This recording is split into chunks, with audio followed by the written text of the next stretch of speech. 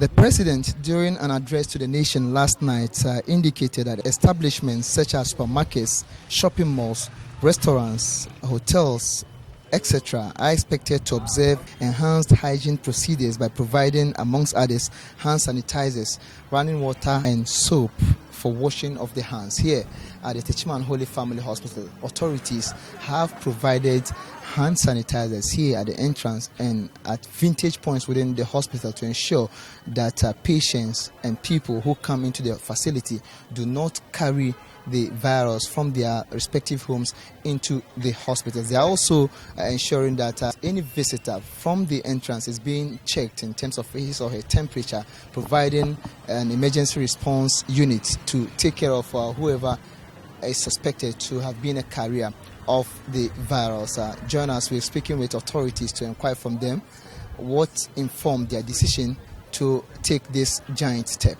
Dr. Patience Amanopo is a specialist family physician and also a member of the emergency response team. Since we recorded cases across the world, the hospital has an institution set up a committee, the emergency response team, to be responsible for taking care of patients and staff within the facility.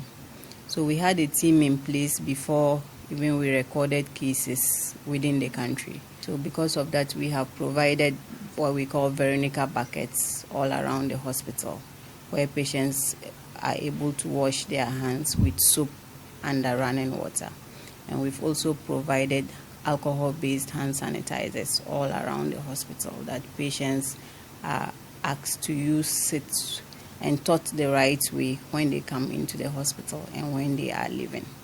So we decided to start our screening from our main gate, where we check the temperature of anybody who is coming into the hospital, be it a staff or a patient relative. So we check the temperature of everybody. And when the temperature is 38 degrees Celsius and above, we have a checklist that we quickly administer the checklist. And based on the checklist and a scoring system, if you are a suspect, then we have our isolation area where we will send you and then take samples for testing and take it up from there. Dr. Patience tells me, though they are yet to record a case here, they are ever ready, and then they have in place allocated rooms capable of taking any quarantine case should there be any outbreak here. Our A&E, accident and emergency, was actually designed and a room was created for cases of that sort. We've had a room that we've always kept other cases that we wanted to isolate. But now, since this disease came, we've cleared out that room. And so that room is available to hold cases. We also have a second holding area at a different location. When you go inside the hospital, there's a second holding area. We've also identified facilities that we have that we can use to quarantine staff who become exposed. As a facility which is more or less a referral center for most of the communities within the Bono East region and then some parts of the northern and upper west regions, they have a huge challenge so far as this outbreak is concerned. The hospital is without a ventilator, and so when cases are being referred to this place, it will be difficult for them to at least respond to them by providing respiratory services. As a facility, we do not have a ventilator. So meanwhile, we serve a large population, all referrals from Kintampo, Atebibu, Jema, and some parts of even the northern region and the upper west region all come here.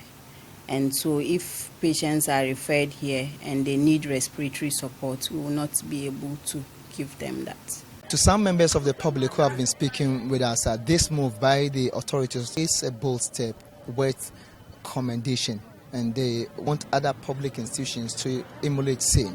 It's a laudable initiative because it's part of the preventive aspect. It's going to help in at least prevent about 99% of it. You see, we are in a country that we are not taking the preventive aspect very serious. We care much about the curative more than the preventive, which is as a result of what we are seeing now. So suppose this aspect of exercise being initiated by Holy Family Hospital, Techiman, even though it's not going to curb it anyway, but it's going to reduce it. We are being asked to wash our hands and use hand sanitizers, and once we do that, we are not going to be infected. So when you do as instructed, you will be protected. The leadership has done really well for this provision. We thank them so much. Good for any woman be here. When you're coming inside, they stop you, they protect you before coming inside. So making me fine. So this morning, those people come here plenty, they test everybody. They take your temperature, wash your hand. So they are down with. From the Holy Family Hospital, we moved to the Techiman campus of the Valley View University, where all academic activities has been suspended, including a matriculation ceremony slated to take place on Thursday, March 19th. Professor Peter Ajikum Boateng is director of the institution. Valley View University, Techiman campus had plans for this semester, and one of the major activities was to have our matriculation ceremony on Thursday. Unfortunately, we have had to cancel that celebration due to the outbreak of the virus COVID-19. And in addition to this, we've also, in line with the directives we received last night from the President of Ghana, we have called off all academic activities. We have suspended everything we were doing on this campus. That is to say, we have closed down the institution for now until we will be asked to continue. From the Techiman Holy Family Hospital, I am Anas Sabit for Joy News.